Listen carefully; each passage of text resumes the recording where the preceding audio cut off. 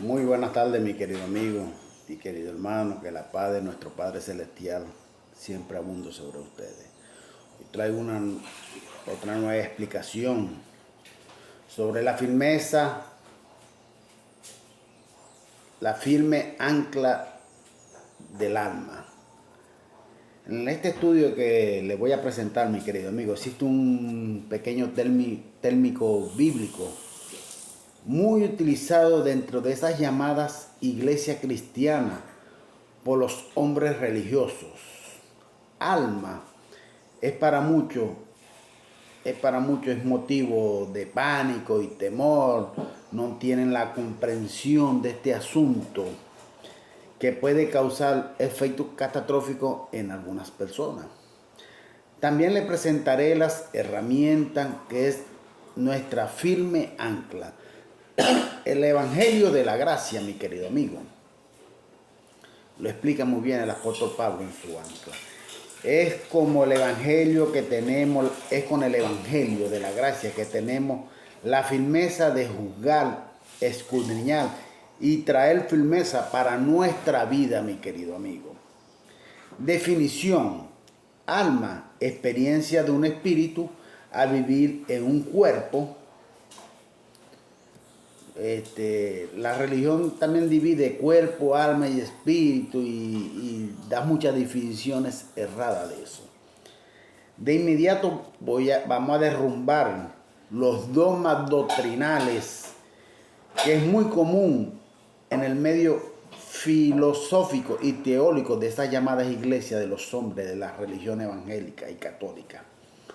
Existe una corriente que afirma, mi querido amigo, categóricamente ser unos seres formados de cuerpo, alma y espíritu. A pesar de que lo que dice la Biblia sobre eso, ¿qué es lo que dice la Biblia sobre eso? Vamos a las evidencias, se lo voy a explicar.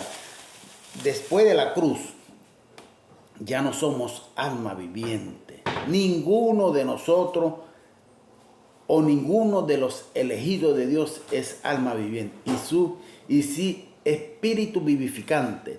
El apóstol Pablo se lo explica muy bien a los corintios, mi querido amigo. Y tenemos un capítulo completo de 1 Corintios 15 que él lo explica con toda exactitud. Un capítulo bien largo que él lo explica con toda exactitud, que es alma viviente y que es espíritu vivificante. El primer hombre de la tierra, Adán, fue el primer hombre en la fase de la tierra, ¿verdad? Según la Biblia. Y este hombre fue formado del barro, de arcilla. O sea, su carne, en esta carne no habitaba el Espíritu de Dios. Alma viviente. En esa carne no habitaba el Espíritu de Dios en el primer Adán. Cuando Dios sopló en su nariz, cuando hizo Adán de arcilla, de barro, sopló en su nariz, a este le concede su alma, el aliento de vida, sopla aliento de vida. Génesis 2:7 dice: entonces Yahweh Dios modeló al hombre de arcilla del suelo y sopló en su nariz aliento de vida, y fue el hombre un alma viviente. El apóstol Pablo, en su carta a los Corintios, divide el primer Adán, o sea, el primer hombre, del segundo Adán, o sea, de Cristo, trayendo como modelo una generación, mi querido amigo, de espíritus, al contrario de lo primero. Esta generación tuvo su espíritu formado primero y después sí se formó en forma humana. 1 Corintios capítulo 15, versículos 47 y 40. Mire que le voy a leer estos dos versículos y después le voy a leer los dos versículos anteriores. 1 Corintios capítulo 15, versículos 47 y 48 dice: el primer hombre sacado de la tierra es terrenal. El segundo hombre, que es el Señor, que es Cristo, es del cielo. ¿Cuál es el terrenal? ¿Cuál el terrenal? Tales también los terrenales. y cuál es el celestial, tal es también lo celestial. Ahí en Corintios, mi querido amigo, en los versos anteriores, está bien definido estas dos posiciones. Yo le invito a que lea el capítulo completo de 1 Corintios 15. Pero le voy a leer a los dos capítulos anteriores, versículo 45 y versículo 46. Dice, así también está escrito, fue hecho el primer hombre Adán, alma viviente. El postrer Adán es espíritu vivificante. Mas no es primero lo espiritual, sino lo natural y después lo espiritual. No somos compuestos, mi querido amigo. Nosotros no somos compuestos del cuerpo y alma y espíritu. Y sí, espíritu viviendo en un cuerpo. ¿Está entendiendo? Nosotros no somos compuestos por cuerpo, alma y espíritu. Y sí, espíritu viviendo en un cuerpo de pasaje por aquí, por la tierra. ¿Dónde viene esa semejanza a la cual el apóstol Pablo cita eso? ¿Cuál es lo celestial? ¿Cuál es lo celestial y tales también los celestiales? En la carta a los Hebreos, Pablo describe nuestra naturaleza. Hebreos 2:14. Así que por cuanto los hijos han tenido en común una carne y una sangre, Él, el propio Dios, Él también participó igualmente de lo mismo para, por medio de la muerte, destruir el poder al que tenía el imperio de la muerte. Esto es al diablo, ¿sí? La carne. Nosotros somos espíritus que estamos teniendo una vivencia carnal, mi querido amigo, aquí en esta tierra. Cada uno de los elegidos de Dios somos espíritus que estamos viviendo una vivencia carnal de pasaje por esta tierra. De la misma forma, el propio Dios así se manifestó y participó de lo mismo que estamos participando nosotros. Dios es espíritu, pero Él participó de lo mismo que estamos participando nosotros en la carne, porque Dios vino en un cuerpo humano, cuerpo carnal, a través de su Hijo Cristo, para participar de lo mismo que nosotros estamos participando hoy en día. Entonces, mi querido amigo, otra clara evidencia que nuestra naturaleza espiritual fue formada primero está en la carta de Pablo a los Filipenses. Filipenses 3:20 dice, mas nuestra ciudadanía está en los cielos, de donde también esperamos al Salvador, al Señor Cristo Yahshua. Nuestra ciudadanía, que el Espíritu que habita en nosotros, esa es nuestra ciudadanía, que está en los cielos, de donde Él vino a vivir una experiencia en nuestro cuerpo, en nuestra carne, de pasaje por esta tierra. Cuando Cristo murió en la cruz del Calvario, comienza una nueva era, mi querido amigo. Se establece un cambio sobre esta tierra. Colosenses 1, versículos 19 y 20 dice, por cuanto tuvo a bien el Padre, que en Él habitase toda plenitud, y por medio de Él reconciliar consigo la tierra, con ello de reconciliar consigo todas las cosas, así las que están en la tierra como las que están en los cielos, haciendo la paz mediante la sangre de su cruz. Dios reconcilia cielo y tierra, mi querido amigo, y nos da el privilegio de ser un espíritu vivificante. Nos da ese privilegio de sus elegidos de Dios, de ser un espíritu vivificante. Hoy estamos juntamente con el Padre, en lugares celestiales, o sea, local, templo, que está aquí, local, espacio y ambiente. Estamos juntamente con Cristo, hablando espiritualmente, mi querido amigo. Ya estamos viviendo parte de su gloria, porque Él vive en nosotros. Y estoy hablando ámbito espiritual. no ámbito terrenal, no ámbito carnal, ámbito espiritual.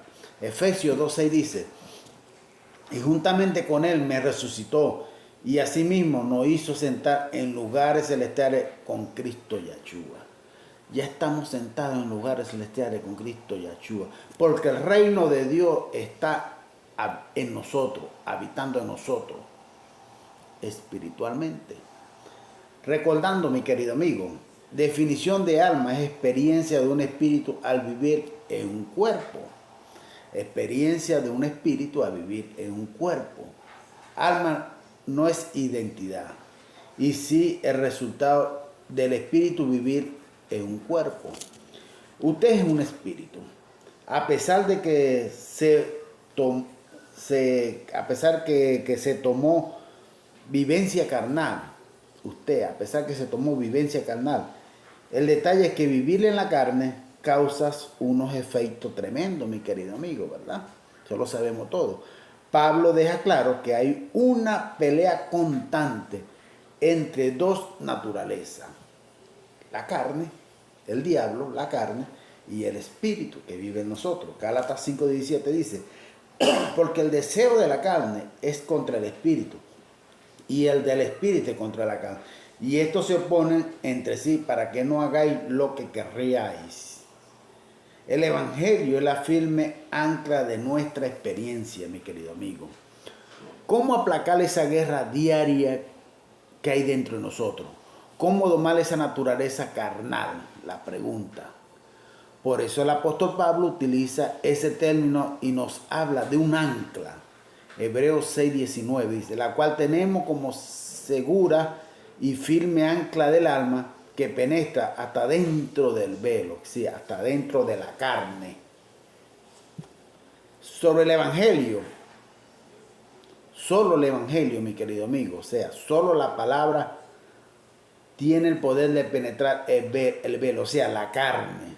Tiene que aprender las palabras que Pablo está hablando ahí, porque el apóstol Pedro dice, lo dice muy claro, segunda de Pedro capítulo 3, versículo 16, dice, asimismo, segunda de Pedro capítulo 3, versículo 16, asimismo, en todas sus epístolas, hablando en ella de estas cosas, entre las cuales hay algunas difíciles de entender, las cuales los indoctos e inconstantes tuercen, como también las demás escrituras, para su propia perdición. Pablo está diciendo ahí en ese capítulo 3 que las epístolas, las cartas del apóstol Pablo son difíciles de entender. Y los indoctos, sí, los religiosos, esos tales autotitulados pastores, esos líderes religiosos, tuercen. Ellos tuercen, como tuercen todas las escrituras, para su propio beneficio y para su propia perdición, mi querido amigo. Entonces hay que saber entender las epístolas del apóstol Pablo en la forma que él se expresa, que él habla. Solo el Evangelio, o sea, solo la palabra, tiene el poder de penetrar el velo, la carne, o sea, la carne. ¿Y la palabra dónde está? La palabra ya está dentro de nosotros a través del Espíritu. Ya está dentro de nosotros. Solo los elegidos que tienen el Espíritu de Dios la van a escuchar y la van a entender. Los vasos de perdición, que son un alma viviente, no la van a entender. Solamente con el Evangelio podemos discernir, escudriñar, separar los atributos que tenemos en nuestro cuerpo. Solo por medio de él juzgamos las cosas carnales de las cosas espirituales. Hebreos 4:12 dice, porque la palabra de Dios es viva y eficaz, y más cortante que toda espada de dos filos, y penetra hasta la división del alma y del espíritu, de las coyunturas y de los tuétanos, y de las médulas, discierne los pensamientos y las intenciones del corazón. El hijo de perdición es un alma viviente. El hijo de perdición es un alma viviente, sí, el vaso de ira es un alma viviente. En la carta a los romanos está escrito, mi querido amigo, los hijos de perdición, o sea, vaso de ira, predestinado a la destrucción. En ese capítulo, mi querido amigo, el apóstol Pablo separa las dos simientes. Un hijo de perdición tomó forma humana, mas no es un espíritu, mi querido amigo. Este tiene apenas el aliento de vida. Este es un alma viviente, el primer Adán. Romanos 9:22 dice, y que si Dios, queriendo mostrar su ira y hacer notorio su poder, soportó con mucha paciencia los vasos de ira preparados para destrucción. Pueden salvarse, como hacen los evangélicos, los católicos. ¿Será que los hijos de ira pueden salvarse, mi querido amigo? No pueden salvarse, ya ellos están predestinados para destrucción. Ya ellos no pueden salvarse, mi querido, están predestinados para destrucción, para la muerte, para el infierno, que es sepultura. ¿Será que van para el infierno, como dicen los evangélicos? Ellos. No, mi querido amigo, no existe. Su memoria es apagada en esta tierra. Ellos no teniendo espíritu, simplemente desaparecen, cumplen su llamado y se van. Más nada. Cumplen el llamado que fueron destinados para venir a morar aquí en la tierra por un cierto tiempo. Y ya su memoria es apagada y ya se van. Son olvidados. Proverbios 17 dice, la memoria del justo será bendita, mas el nombre de los impíos se pudrirá. ¿Se pudrirá donde? En el infierno, en la sepultura. Job, capítulo 24, versículo 20 dice, los olvidará el seno materno. De ellos sentirán los gusanos dulzura. Nunca más habrá de ellos memoria. Y como se tala un árbol, los impíos serán quebrantados. Seguimos. Salmo 9:5 dice, predestiné a las naciones, destruiste al malo, borraste el nombre de ellos eternamente y para siempre. Hay muchas cosas que leer en este libro llamado Biblia, que ya está todo consumido. Hay muchas cosas que leer. Infelizmente los indoctos distorsionan todo para su propio beneficio y para su propia destrucción, porque son hijos de ira. Conclusión, mi querido amigo, conclusión, viva en limpia conciencia, sabiendo que usted es un espíritu vivificante, predestinado a las buenas obras, salvo para siempre, la salvación no se pierde, salvo para siempre, y llamado a reinar en vida, porque usted es el templo, la morada del Espíritu de Dios, el reino de Dios está dentro de ustedes, es llamado para reinar en vida. Ya usted es bendecido desde antes de la fundación del mundo, ya Dios lo bendijo. Somos seres espirituales en un cuerpo de carne. Somos seres espirituales en un cuerpo de carne. La morada del Mesías somos cada uno de nosotros. Porque el Mesías es el mismo Dios, es el mismo Espíritu de Dios que mora en nosotros. Entonces no se deje engañar tan fácilmente por las religiones, mi querido amigo. Recuerde que su alma, su conciencia, su pensamiento, su carácter, su forma de ser, y esa muere junto con su cuerpo. Y lo único que va al cielo es el espíritu que mora dentro de su cuerpo. Es lo único que va al cielo, que vuelve allá de donde él vino, de quien lo dio, nuestro Padre Celestial, de donde es su identidad, de allá del cielo. Y está de pasaje por aquí, en este cuerpo, de sus elegidos de Dios, viviendo una experiencia carnal en esta tierra, mi querido amigo. Gracia y paz para cada uno de ustedes.